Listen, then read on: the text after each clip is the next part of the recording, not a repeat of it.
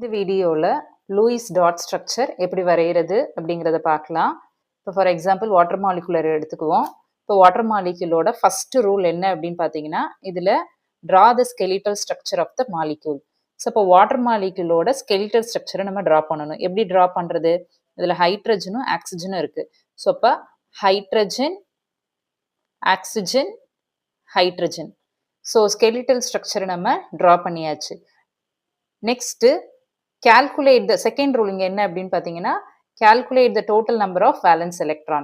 So அப்போ total valence electrons எப்படி calculate பண்ணுறது? number of valence electron of hydrogen plus number of valence electron of oxygen. So அப்போ number of valence electron of hydrogen. இங்கே hydrogen எத்தனை இருக்கு? 2 hydrogen இருக்கு.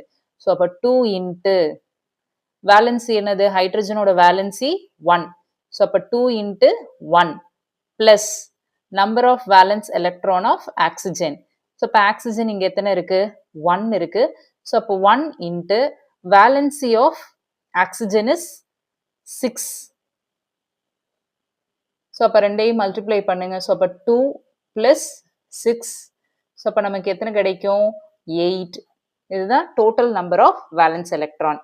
So next third ரூல்ல distribute the remaining.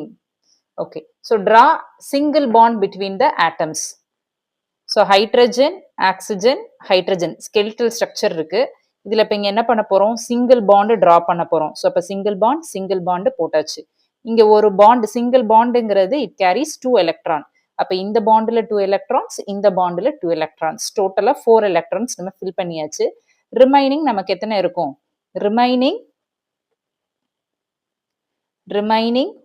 4 electrons நம்ம கிட்ட இருக்கு. 4 எலக்ட்ரான்ஸ் நம்ம கிட்ட இருக்கு.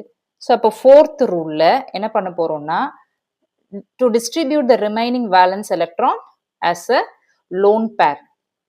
ஸோ இப்போ ரிமைனிங் எலக்ட்ரான்ஸை லோன் பேரை நம்ம எழுத போறோம். ஸோ இப்போ ஹைட்ரஜன், ஆக்சிஜன், பாண்ட், ஹைட்ரஜன்.